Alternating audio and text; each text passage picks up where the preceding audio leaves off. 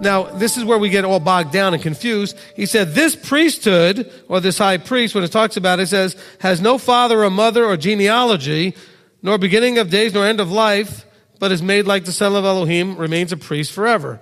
So what is he talking about here? If we read further on, which we're going to see, how do you get to be a Levitical priest? This is tough. You got to be a Levite, which means your genealogy matters. How do you get to be a Kohen or a high priest? You've got to be not only a Levite, but you got to be from the line of Aaron, so that your genealogy matters. What do you have to be a priest of the order of Melchizedek? Do you need genealogy for that? No. That's all he's saying. He's trying to make a point here, because before he makes a case for Yeshua being high priest, that's going to be a tough argument if people are only thinking Levitical, because he wasn't Levitical. So therefore, he has no qualification to be high priest in that order. So let's understand what the book of Hebrews is talking about when we get here to chapter 7. Continuing. And truly, verse 5 now, okay. Actually, we'll go to verse 4. Now see how great this one was, to whom even the ancestor Abraham gave a tenth of the choicest booty. So here's Abraham tithing to him. And truly those who are of the sons of Levi, who receive the priesthood, have a command to receive tithes from the people according to the Torah, that is, from their brothers, though they have come from the loins of Abraham. However, the one whose genealogy is not derived from them received tithes from Abraham, and blessed the one who held the promises. He's trying to show not only do we have a priesthood, but that priesthood is to be treated the same and can receive tithes. As a matter of fact, that priesthood received tithes before Levi even received tithes. You see Melchizedek receiving it way before there even is a Levi, because this is Abraham, before he's even got the children to lead down generations to there being a Levi. So continuing here, he's trying to say, look, this is also a priesthood, and it's also one that can receive tithes. He says, let's continue. Where are we now? Okay, so we'll go back to verse 6. However, the one whose genealogy is not derived from them received tithes from Abraham, and blessed the one who held the promises. So Abraham held the promises. Abraham gave tithes to Melchizedek. Melchizedek then blessed Abraham, who held the promises. This is what the priesthood does. And it is beyond all dispute that the lesser is blessed by the better. In other words, there was a I don't want to say superiority in like self-aggrandizing. There was actually a superior position of the Melchizedek to Abraham. He was high priest. He held a higher position. And so the blessing came from the higher to the lower. From the higher to the lower. And here it is, men who died that receive tithes, but there is someone of whom it is witnessed that he lives. So now he's trying to say, look, this is a priesthood that has always had mortality. The Levitical priesthood has always had men, human beings, and they eventually die. And he's trying to make a case. Now remember, the whole point of all of this is to make a case for Yeshua and for those that are priests in that order under Yeshua, and to make a case for them receiving tithes. That's the point here. The point that Christianity makes out of it is that proves that the Old Testament's no good and the New Testament's so much better and all this other stuff. That's not what's going on here. This is purely about understanding a shifting of priesthood. Now let's continue. He says here, and here it is men who die that receive tithes, but there it is someone who is witness that he lives. And one might say that through Abraham, even Levi, who received tithes, gave tithes, for he was still in the loins of his father when Melchizedek met him. So even what he's saying is that even generationally, it's almost like Levi was tithing to Melchizedek, the higher of the two. The superiority in the Melchizedek. By the way, I have made an argument, and you know this when we've talked about this in the past, that Moses was of the Melchizedek, where his brother Aaron was the Levitical. Which one had more authority? Which was the superior in that relationship? Moses. The Melchizedek always held the higher position than the Levitical. So this is nothing new. Just so you know, what you're reading here is something that they could have understood, knowing their Tanakh, knowing their Chumash, knowing the first 5 books. They would have understood these things. He says, truly then, if perfection were through the Levitical priesthood, verse 11, for under it the people were given the Torah, why was there still need for another priest to arise according to the order of Melchizedek and not according to the order of Aaron? Now, the rest of this is about comparing what would bring perfection. That's not to say something wasn't useful, didn't serve a function, but the particular thing we're talking about now is that which can bring perfection. Can bring perfection. He says, for the priesthood being changed, okay, so a change from Levitical to Melchizedek, of necessity there takes place a change of the law also. Okay, so what law are we talking about here that changes? Okay, the law isn't changing like being done away with here. The shifting is that it's an ordinance. By the way, some books might say Torah in the translation. The Greek simply means a change of an ordinance, of an understanding of how an ordinance is applied. And what's being talked about here is the tithing. So now that you have a different priesthood, the tithe is going to go to that priesthood because it won't be a Levitical one. So naturally, there's a change in priesthood.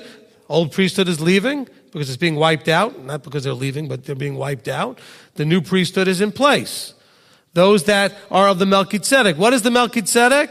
The Melchizedek or Melchizedek priesthood is one of discipleship and teaching of Torah. You see, that's exactly what Yeshua spent his life on earth in the flesh doing, wasn't it? Teaching and discipling. What was Moses doing? Teaching and discipling. That was their role. If you dig into it deeper, you'll see that Melchizedek also was part of Melchizedek, whom Abraham was with, was Shem. Shem was part of teaching Abraham and also his children Torah, teaching them about Yahweh, teaching them about their vertical relationship and how things are supposed to be done. That's the role of the Melchizedek. So he says here again, for the priesthood being changed, there takes place necessarily a change in the law. In other words, this is dealing with the tithing was talked about earlier. For he whom it is said belongs to another tribe from which no one had attended at the altar. See, this is also a change in understanding that we have a shift in our focus that the high priest now is a Melchizedek high priest, not a Levitical high priest. Because it's saying here, for he of whom this is said, okay, so who are we talking about? Who's the he of whom this is said? Yeshua belongs to another tribe from which no one had attended at the altar. In other words, the altar attending is only Levitical. For it is perfectly clear that our master arose from Yehuda. Now we know for sure that's who we're talking about. He's talking about Yeshua. Came from Yehuda, a tribe about which Moses never spoke of concerning priesthood. So what changed here? A change in our understanding of what it takes to be the high priest. There was no other doing away with any other law. This is only about understanding the specifics of priests and our interaction with them. Is that clear? Can we see where Christianity has totally made a mess of this? It's absolutely 100% consistently about the priesthood and specifically the high priest. That's all we're talking about here. We're not talking about anything else. We're not talking about kashrut or Sabbaths or feast days or any of those things. Simply about understanding priesthood. Okay, that's the context here. And in this chapter, that's all he's been talking about is absolutely 100% Levitical versus Melchizedekian priesthood. That's all we're talking about. He said, and this is clearer still if another priest arises in the likeness of Melchizedek, who has become not according to the Torah of fleshly command, but according to the power of an endless life. So he says, look, he's not our high priest because of the fleshly command or the command that we deal with in our physical lives of having to be a Kohen of Aaron's blood or a Levite of Levi's blood, but having been of the power of, it says here, the endless life. For he does witness, you are a priest forever according to the order of Melchizedek. That comes from Psalm 110 and verse 4. He says, for there is indeed a setting aside of the former command because of its weakness and unprofitableness. There we go. The former command was weak and unprofitable. Hold your thought there for a second. Let's drop down to verse 28. For the Torah appoints as high priests men who have weakness, But the word of the oath, which came after the Torah, appoints a son, having been perfected forever. So what was weak, the law or the men? But does that get taught to you on Sunday? No, you're taught that the law was weak, weren't you? Oh, no. Look what it says here. It says, for indeed, a setting aside of the former command. So what are we setting aside? What's the former command being set aside? That you have to be a Kohen or a Levite to be priest. Well, that's being set aside. Not done away with, not nailed to the cross, no longer functional. And so he's saying that former command being laid aside, now he's saying, look, the Torah perfected nothing, but the bringing in of a better expectation through which we drew to Elohim. And it was not without an oath. So now the argument he's making here is that the people, the men who implemented were weak, they were fallible, they were flawed, they were awful at times. I mean, the priesthood did some awful things and led them astray and did all kinds of other things they shouldn't have done. He said, so I'm going to take this all the way to 28, which I said I wasn't sure if I was going to have time for, but we'll do it anyway. He says, for the Torah perfected nothing, but the bringing in of a better expectation. So in other words, just because Torah existed didn't mean automatically everybody was going to be perfect. Can we all agree that that's true? I mean, you all know how to keep Torah, and none of you is perfect. You all mess it up on a regular basis. See, so Torah in itself didn't perfect anything. He says, but it did give us a better expectation, didn't it? Okay, so we have that. And it was not without an oath. For they indeed became priests without an oath, but he became priest with an oath by him who said to him, Yahweh has sworn and shall not regret, you are a priest forever according to the order of Melchizedek. By as much as this Yeshua has become a guarantor of a better covenant. Okay, so I will agree 100% that he is the guarantor of a better covenant. But let's understand something. I can give you let's say I give you a $800 car, and it works, and it will get you from point A to point B. I could also give you, say, a brand new car. Can we agree that the first car worked, but the second car is better? Okay, so that doesn't make the first car no good. The first car had a purpose. You know, I remember being a young teenager, and we have what's called transportation as opposed to a car. Okay, that's what you first buy is transportation, something that will work. You don't care what it looks like. As long as it gets you from point A to point B, that's transportation. Later on in life, you may have the affluence or the ability to buy something nicer. Now you buy something because you like the way it looks. You didn't really care what it looked like the first time, though. You wanted to just make sure if you got in it, it would start and take you to where you're going, and then start again and take you home. That, you loved it. It was great. You appreciated it. It served a purpose. Yet if I gave you a new one is better. And so let's understand what it's talking about here. He says, look, he says, by as much as this Yeshua has become a guarantor of a better covenant. Better why? Because he is not like these weak men. That's what we're going to read again in verse 28. The weakness is in the people implementing that which is perfect. The law was not the problem. The covenant was not the problem. The people that were standing in the breach were the problem. Mostly because they weren't standing in the breach. They were hiding behind it or whatever else they were doing. But we have a guarantor who is perfect and will not fail and has no weaknesses. That makes it better. So it's better because of him, not because of the law changing or the law being done away with or anything to do with the law. The only thing that's changed is the priest, and the priest makes it better because he sets a perfect example. He does everything right. He never fails. He lives forever. He's not frail, weak, or flawed. So all we're doing is describing the difference between the Levitical and the Melchizedekian priesthood, the sons of Aaron versus Yeshua here. And that's the part that makes it better. Think of it this way, like, I don't know why this just came to me, but you know what? If you have a sports team, can't you bring in a star player and that player can make the team better? Didn't change the rules, but elevated everyone because he was better. That one player was better.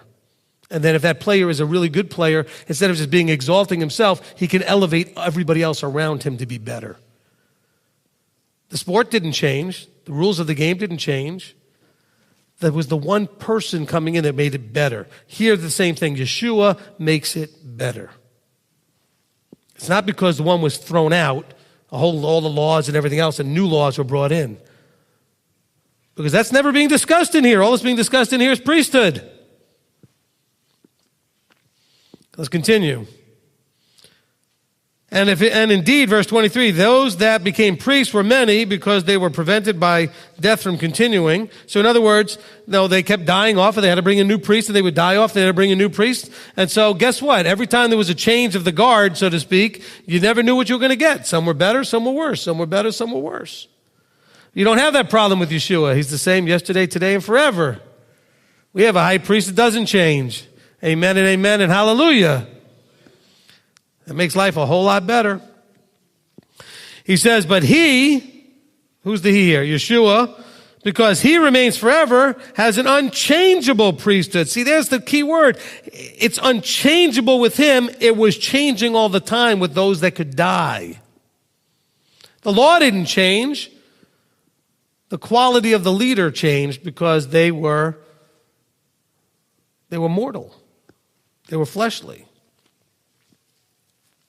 Therefore, verse 25, therefore he is also able to save completely those who draw near to Elohim through him, ever living to make intercession for them. So this is not about saving, it's about saving completely. In other words, the Levitical priesthood only could help you so far. And a lot of that limitation had to do with there being fleshly people doing it. But Yeshua can save us completely. For it was fitting that we should have such a high priest, kind, innocent, undefiled, having been separated from sinners and exalted above the heavens, who does not need, as those high priests did, to offer up slaughterings day by day, first for his own sins and then for those of the people. For this he did once for all when he offered up himself. Now, by the way, let's understand that verse. That verse isn't saying that he did away with the sacrificial system. Listen to what it says. The high priests of Levi, the high priests that are given in the instructions at Sinai, had the affliction called weakness of flesh and sin. They sinned. So when they would come in, they had to make an offering for themselves first before they could do anything else for anybody else. He's saying Yeshua never has to do that because he's not a sinner. Yeshua gave himself once for all, and that was it. So we're talking about the effect on what priests do had nothing to do with the sacrificial system here. It's simply saying, let's read it again. He does not need, as they did, the high priests, to offer up a slaughter offering day by day, first for his own sins and then for those of the people, for he did this once and for all. He doesn't have, in other words, we don't need a temple with him, is what he's saying. Because this is now when the temple's going bye-bye. He can function without one. That's all it's saying. It's not saying the temple system was no good or was nailed to the cross. He's saying at this point, stop panicking. We don't need one because what he does doesn't need one. So we're going to be okay.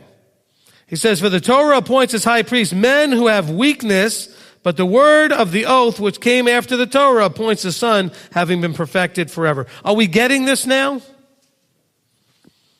Are we getting this now? Now, what does this have to do with tithing? Well, it has to do with the idea in the beginning of the chapter that this new priesthood, which really isn't new, it's actually older than the other one, absolutely is worthy and qualified to receive tithes. Because the people out there are making a very strong argument, well, without the Levites and the priests, we don't have to tithe anymore. Well, tithing predates Levi and priests of that order. The priests get the tithe, whether it's Melchizedekian or Levitical. We don't have Levitical right now. Guess who gets the tithe?